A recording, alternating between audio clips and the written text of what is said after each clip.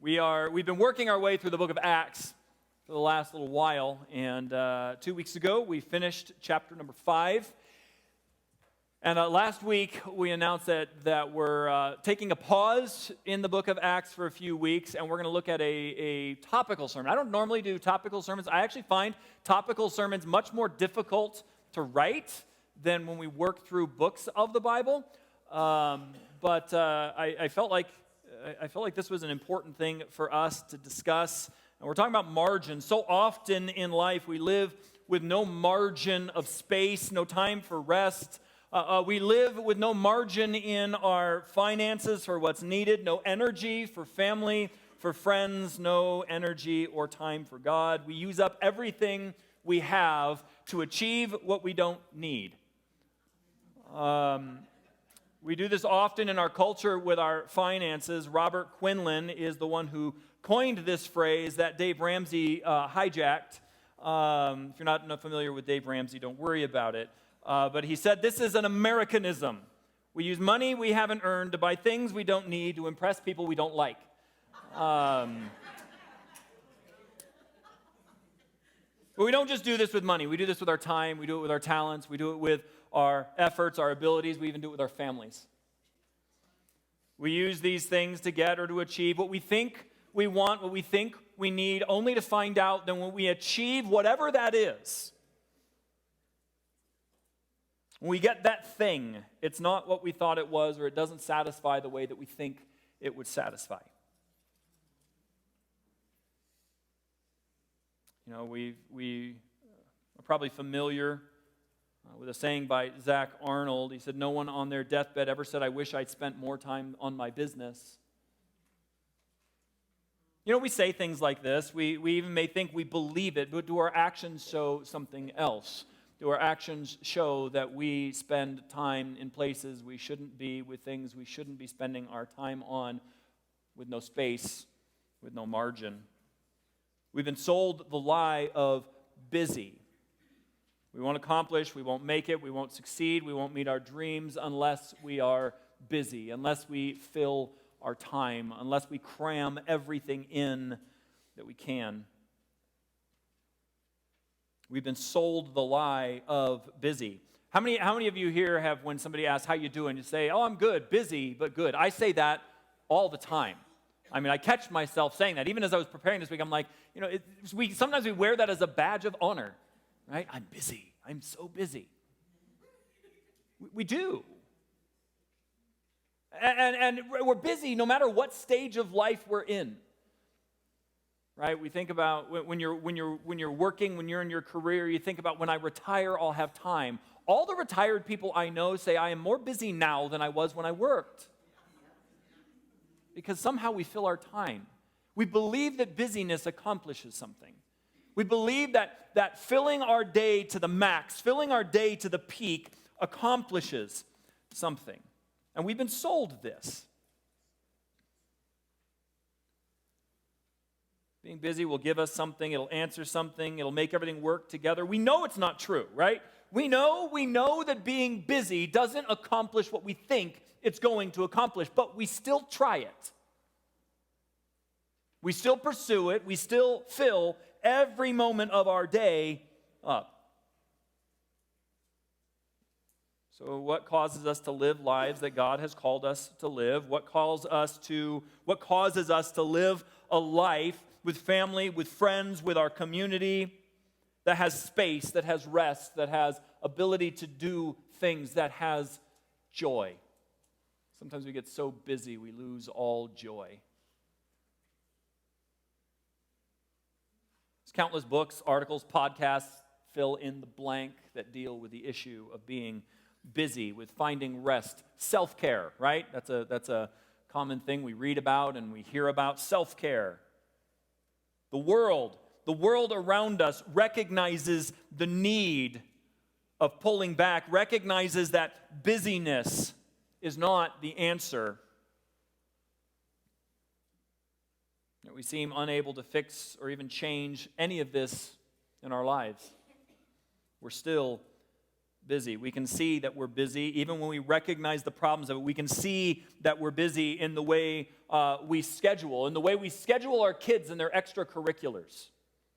My kids are involved in theater. They love theater.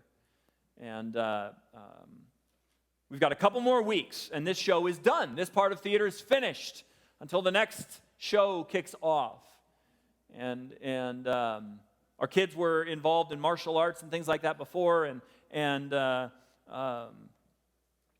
wife was saying, hey, are you asking the kids if they're interested in getting back involved in martial arts in the summer when theater's on break? And I told her, I said, I would kind of just like, the summer with nothing. We don't have these scheduled things because we just have so much going on. Now, part of that's our own fault. The way we schedule, the way we plan. Right? It's not anything like, oh, my wife is planning too much. Okay? It's nothing like that. My wife is actually the one who's constantly telling me, you need to sit down and stop. The way we schedule our kids, the way we schedule extracurricular activities, the way we schedule stuff that's going on, the way we overplan vacation. Anybody do that? Anybody plan? I'm a planner. By and large, I'm a planner. I can plan, I can schedule, like we're going to do this, and then we're going to do this, and this day we're going to do this. Vacations are for rest, aren't they? And sometimes we plan them where it's not about rest. We have a saying for that. We need a vacation from our vacation. You get home and you need rest from all the things that you were doing because maybe it was fun, but it wasn't restful. We can be busy in our fun things as well. How about the way we plan what we're going to accomplish over the weekend? I've got all the home projects. I've got the list of stuff that I need to get done. How about the way many churches overschedule events and expect everyone to be there all the time? Right? We do this individually. We do this corporately. We do this in community. We're busy. You ever have so many things on your schedule, so many things you want to accomplish, so many things that you want to do that you just feel paralyzed by all of it and you can't do anything? Busyness can stop us from actually being productive. Busyness can stop us from doing the things that we need to do. We buy into the lie of busyness for a lot of different reasons. I'm sure you guys all know. In 2004, the acronym was coined FOMO, fear of missing out. Anybody have that? Anybody here? We have a couple people who raise their hand and say that. My assumption is we have a lot more in this room than that. What if I miss out? What if my kids miss out? What if my family misses out? What if my friends do something fun and I'm not there? What if I miss out because I don't do this, because I don't schedule this, because I don't get up earlier, because I don't stay up later?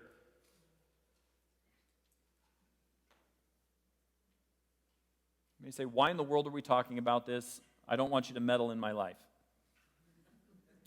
I was thinking about this because I was reading some devotionals personally because of my own need for rest and margin and space in my life. I'm not good at scheduling that.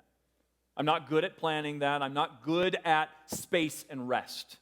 It's not something that comes naturally to me. And so I was reading about it, and I thought, why not take the church on part of this journey with me? Because if I have to suffer, you do too.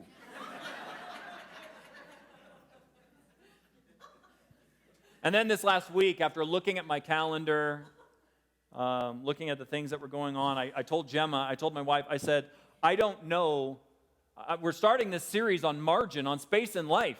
My job, okay, a big part of my job is writing sermons and Bible studies. That is a big part of what I do. And I told my wife, I don't know where I'm going to have time in my schedule this week to write my sermon this Sunday. All kinds of extra meetings and extra things to go through and stuff going on. She pointed out that it was humorous that when starting a series like this, I didn't have the margin to write what I needed to write. Right? She even suggested, why don't you wait and start this in a couple weeks then? I said, I've already announced it. She said that would be a perfect illustration of margin in life. And it would be.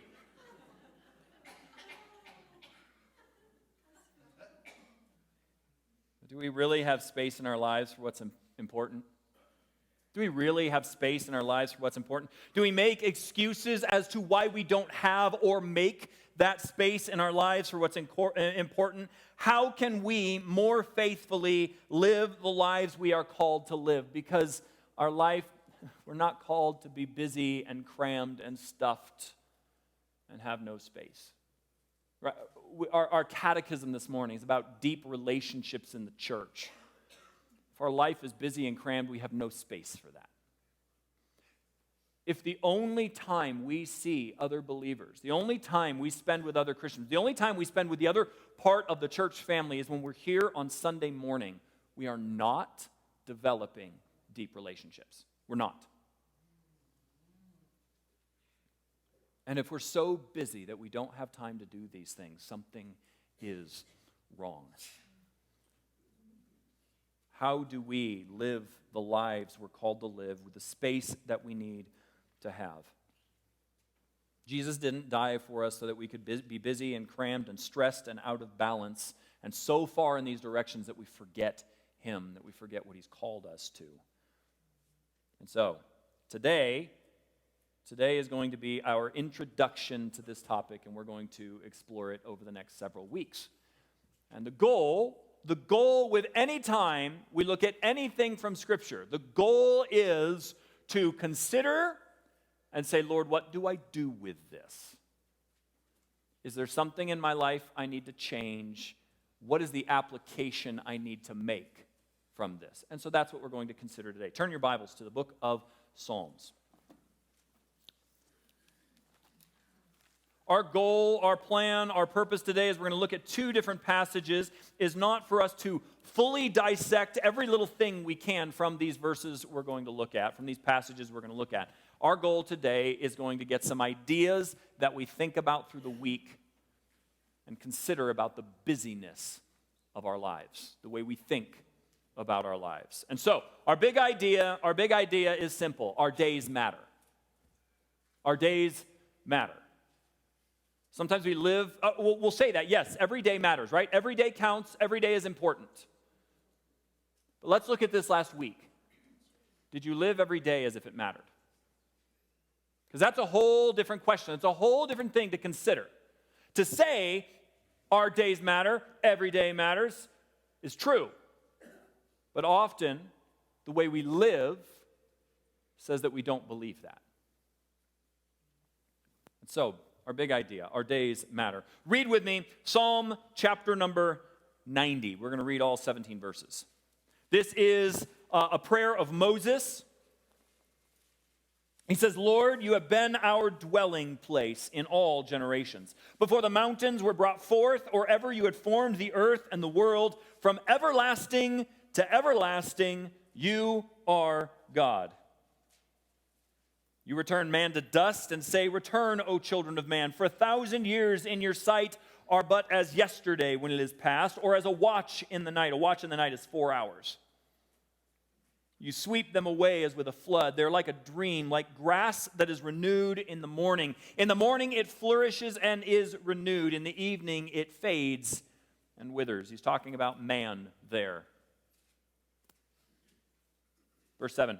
For we are brought to an end by your anger.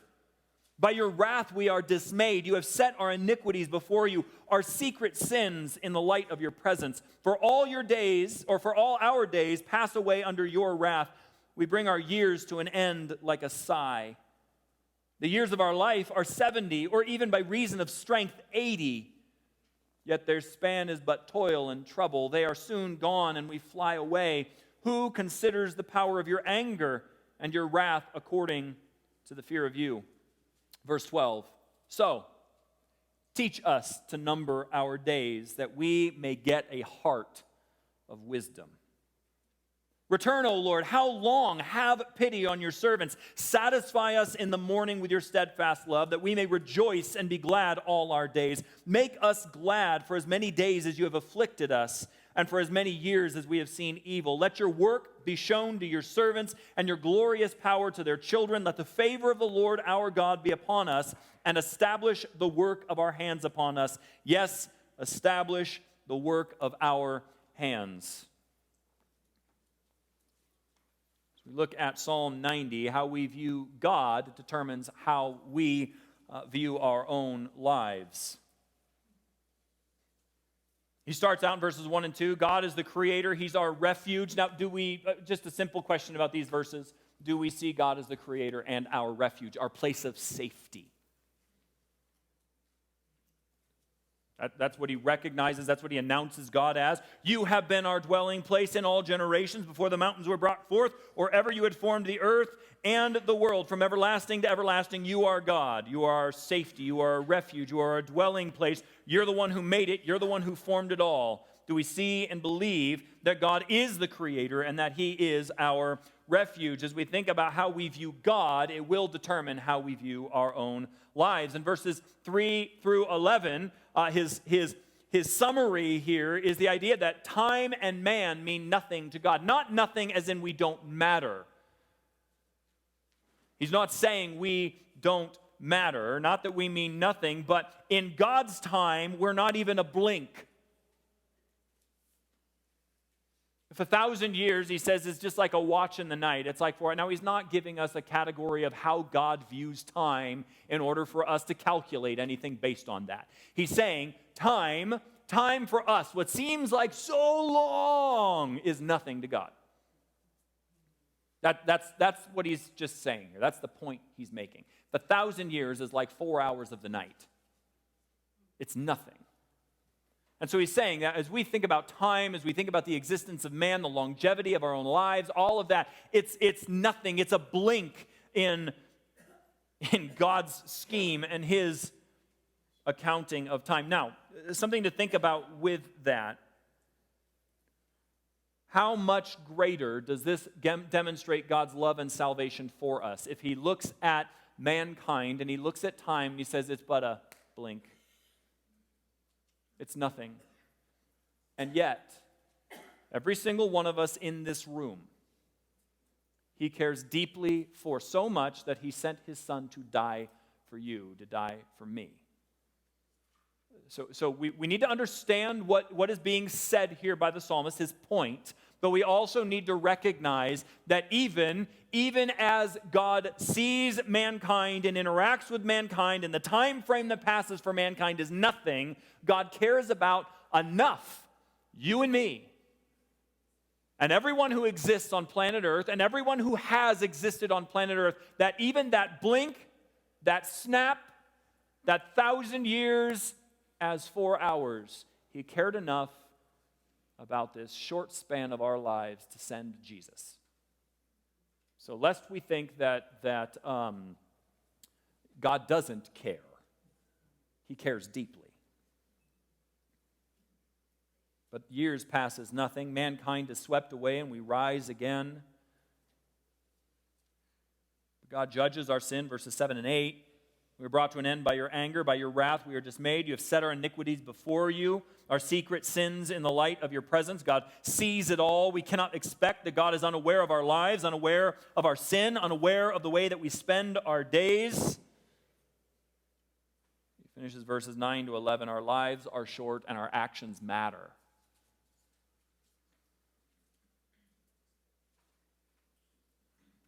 How do we view God?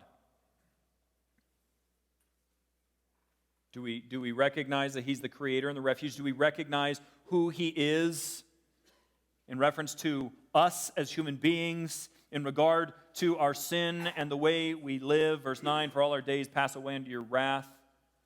We bring our years to end like a sigh. How do we view God in the midst of all of this? And as this is written, this prayer of Moses is recorded in verses 12 to 17. He gives us the summary of how this should cause us to view our lives. So God is the creator. He's our refuge. He is above all of this stuff. He is above man. He sees us come and go. He sees us pass by, and it should cause us to consider our own lives. So teach us to number our days that we may get a heart of wisdom. If God is the creator and the refuge, if God does look at time and he says this is but a moment, What seems forever, right? We think about our own lives. I remember being a kid growing up, and it took forever for the years to pass. It took forever to get older. I want to hit the teens. I want to turn 13. I want to drive. When I turn 18, when I go to college, when I get married, whatever, right? When I was a kid, man, it seemed like it took forever. And time is weird like that for us, right? We can look back at events that have happened and it seems like forever ago, and at the same time, it can seem like it was yesterday. Jim and I were talking, I think it was this week, maybe it was 2 weeks ago, that this fall we're coming up, we hit 19 years we've been married. And on one hand, it seems like, man, we've been married a long time. And on the other hand, it's like, man, that went fast. I know a lot of you in here have been married longer than that, and you've told me the same thing. Time is weird.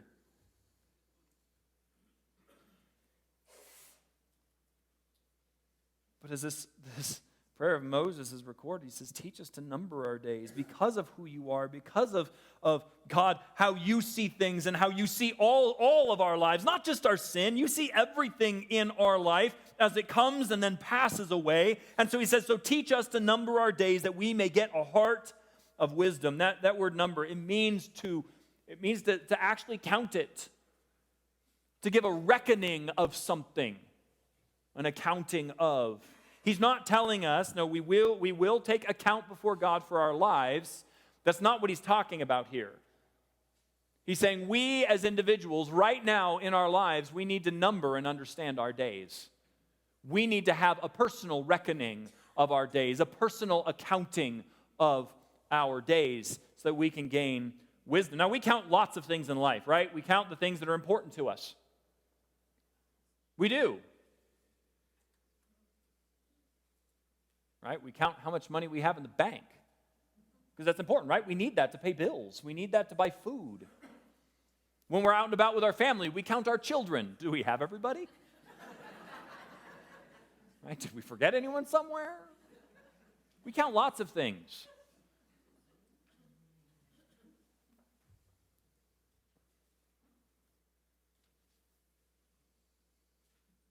We count the things that are important to us. And so why would we need to number our days in general? Because we have to recognize where they come from and what they're supposed to be used for. Do we actually recognize where our days come from? Do we recognize that our days are not ours? Do we recognize the value of each day that God gives us? That's what it means to number our days, to account our days. Do we recognize how many days we waste?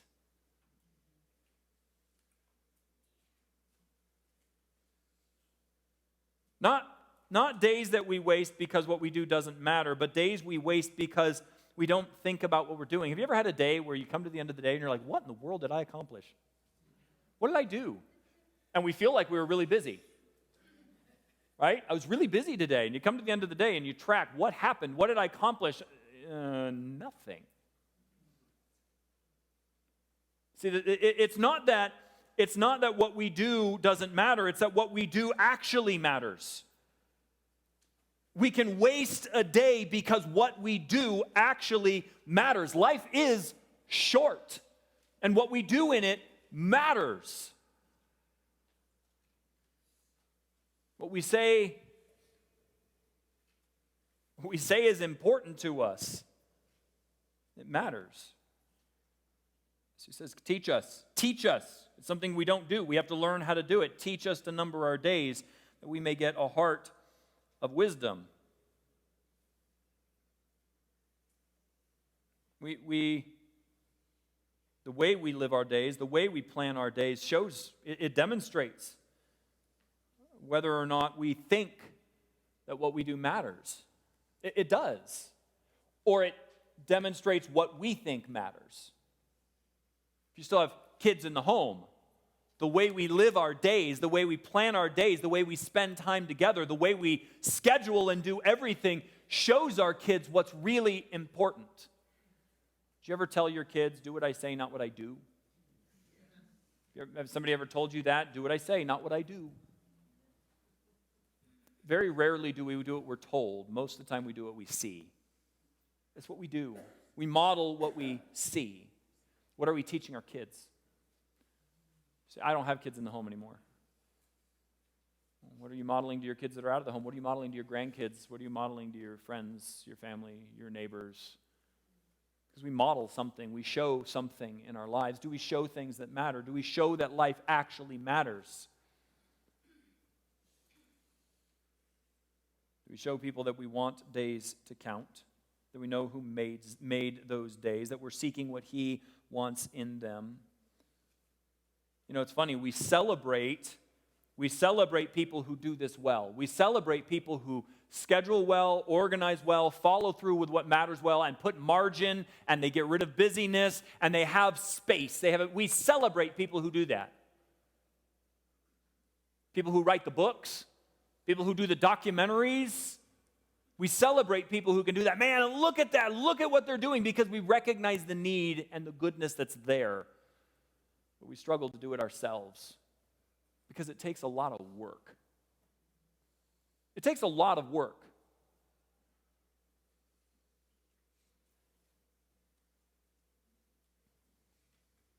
It says in verses 13 to 15, "Return, Lord, how long? Have pity on your servants. Satisfy us in the morning with your steadfast love, that we may rejoice and be glad all our days. Make us glad for as many days as you have afflicted us, and for as many years as we have seen evil."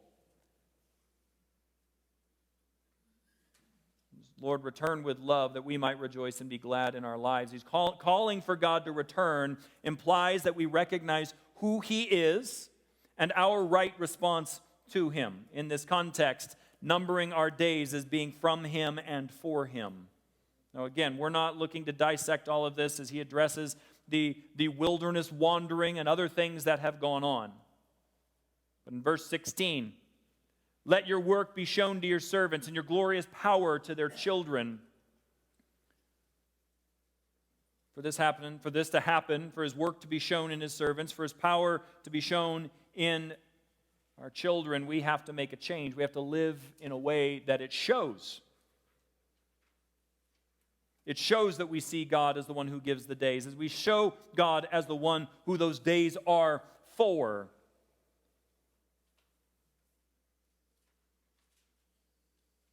Verse 17, "Let the favor of the Lord our God be upon us, and establish the work of our hands upon us." Yes, establish the work of our hands. Let the favor of God be on us. Jesus died for us. He brought God's favor to us through his death and through His resurrection. We can't forget Him because we are too busy. I'm not going to ask for a raise of hands. Have you ever been so busy in what you've scheduled and planned for your day and your life that you didn't even have an opportunity to share the gospel with somebody? That you didn't have an opportunity to talk to someone briefly about what God is doing in your life? Have you ever been like, I should talk to this person, I should invite this person, I should do whatever with this person, but because of my schedule, I'm so busy I can't? I have. Oh, Pastor.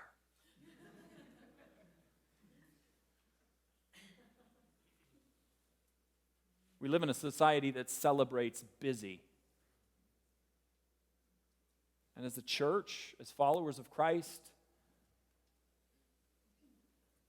we do the same. We fall into the same thing. We're so busy, we forget what we're really here for. We forget what's really important. We forget what really matters. He says, "Establish the work of our hands" in verse 17. We can't ask God to establish what's not His and what's not of Him. Lord, bless me when I forget You in my life. Bless me when I push You to the side. Bless me and my family when I'm so busy we don't even have time for You. Bless me, Lord. We forget who He is. Say, okay, so we number our days. How in the world do we do that? How do we change? How do we change from a life of being busy and crammed and packed and having no margin to where we think appropriately and plan appropriately and live appropriately? Turn your Bibles to the book of James. I said this is our introduction. We're going to talk about particular areas of life as we work through this series, but James chapter number 4. As we looked at Psalm 90, how we view God determines how we view our lives. But how we view God also determines how we plan our lives. And so this is big overview. Starting next week, we'll get down into some more nitty-gritties, and we'll meddle a whole lot. And everyone said amen? Right? Isn't that our favorite thing?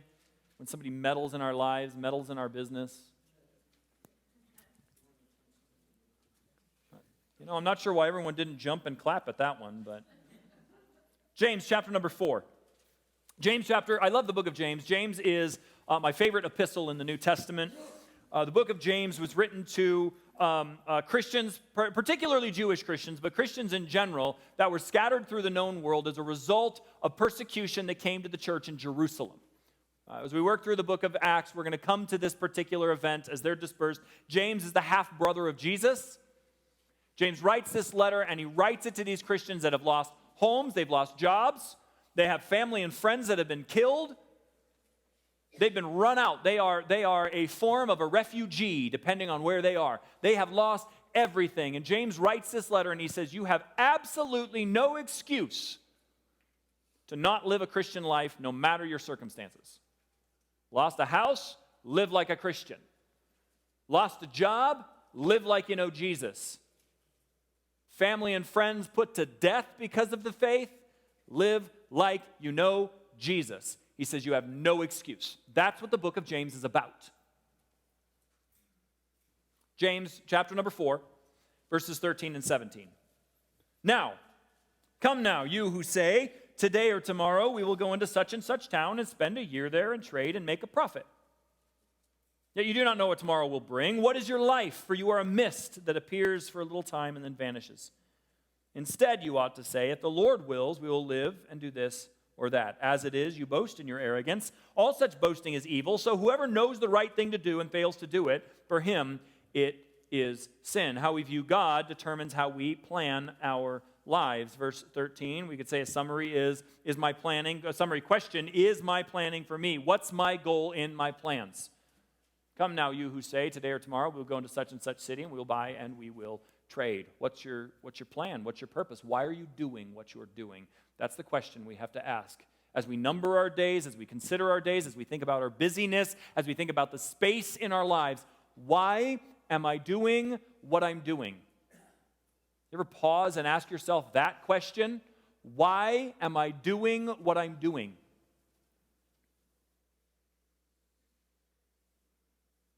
Sometimes that's a hard question.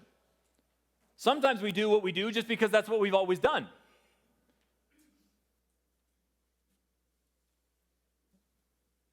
We will use that quote from Einstein, doing the same thing the same way and expecting different results. That's the definition of insanity. It's doing the same things the same way. We expect something to change. Why do we do what we do? Why do we talk the way we talk? Why do we treat people the way we treat people?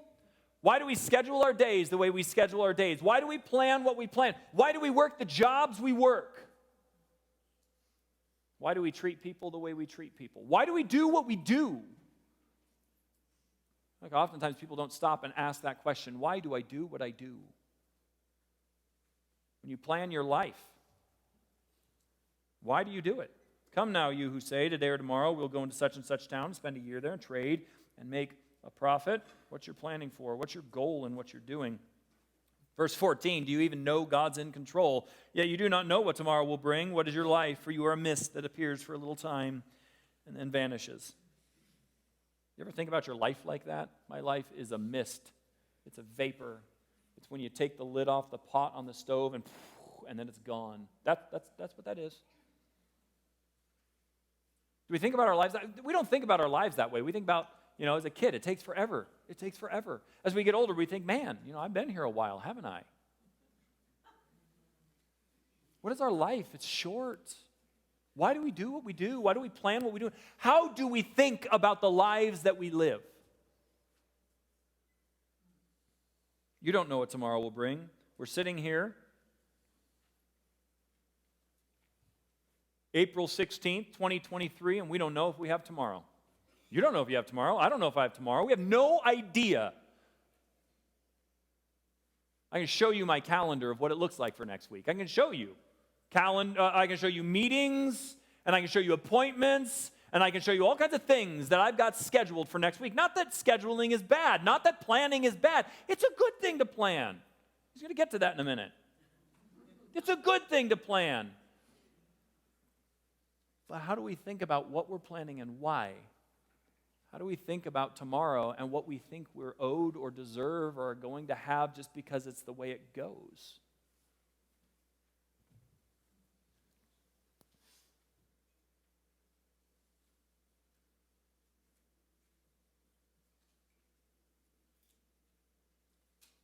What is your life?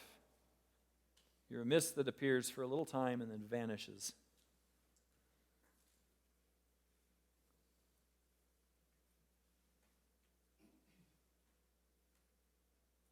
We don't know what tomorrow holds. We don't know that we have tomorrow.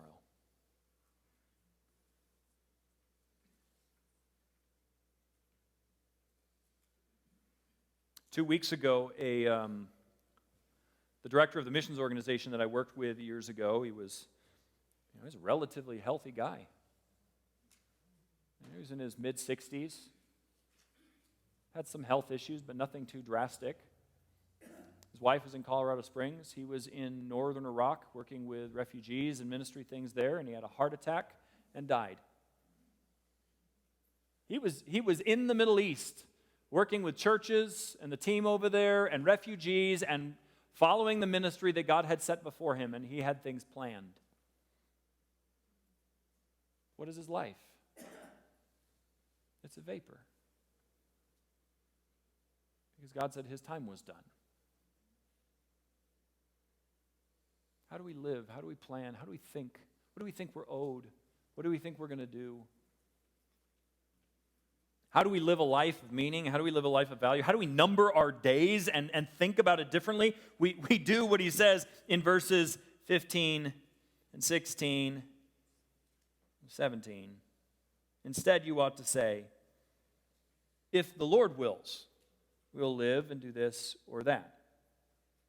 As it is, you boast in your arrogance. All such boasting is evil, so whoever knows the right thing to do and fails to do it, for him it is sin. We have to look to God in our plans. How do we number our days? We recognize God's in control of them. Do we think about that? When we wake up in the morning, do we think, all right, I've got my stuff going, I've got my schedule, I know what I'm going to do. God, what do you have for today? If God wills, I look at my schedule for this week. This is what I've got planned. This is what I'm looking at doing. This is what I've got scheduled. What do I say? Do I say, Lord, what do you want? What do you have?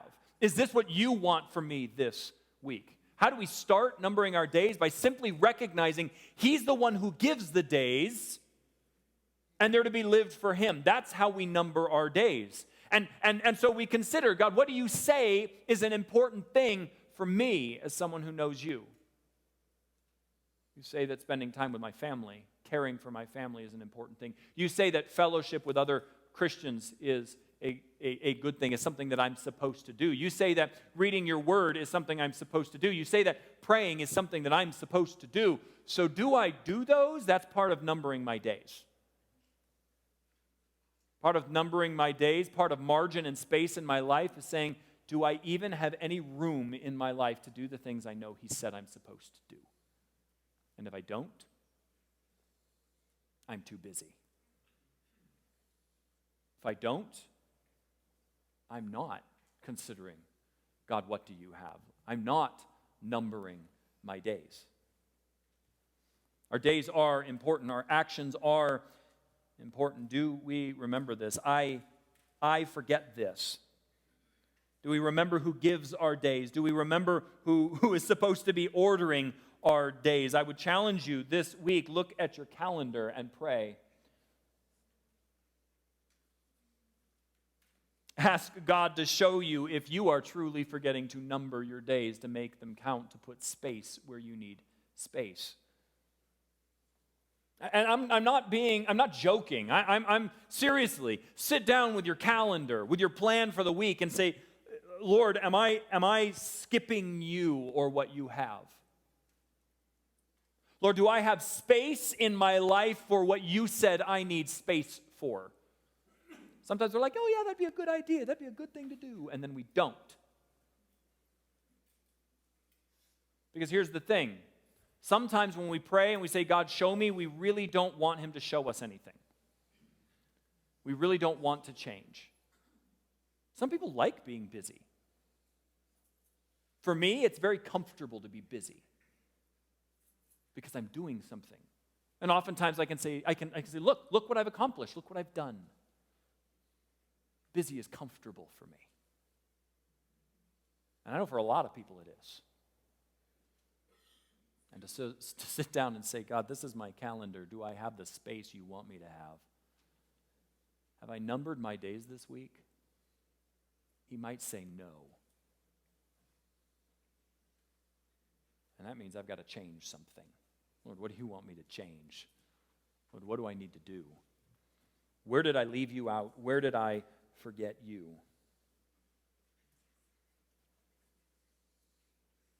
Our days matter. Our days matter. And the beauty of days and the beauty of our days mattering is this. If you're here for this one, God gave you another one to make count.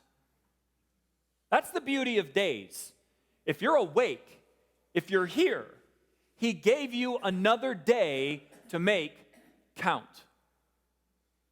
Every day you're alive, God gives you the opportunity to live that day for him, to make space in that day that he wants you to have in that day, to do what he wants you to do. Every day can be numbered. You can still make your days count. You woke up today, you can make it count. If you wake up tomorrow, you can make it. Yesterday doesn't matter. When it comes to counting your days, you can't fix anything in the past. Yesterday doesn't matter. You do have today. You do have today. Sometimes we beat ourselves up over what we've wasted in the past. That is a waste of your time. We may have wasted a part of our life. We may have wasted something in the past. It is a waste of our time to be consumed with that so we don't do today what we need to do. Make today count. Because your day matters. Today matters. We're going to continue exploring this in the coming weeks. But what do you need to do today to number today? What do you need to do today to make today count? What do you need to do today to recognize God in this day that he's given you? How do we have space? How do we have margin? We recognize where our day comes from, number one. That's the first step.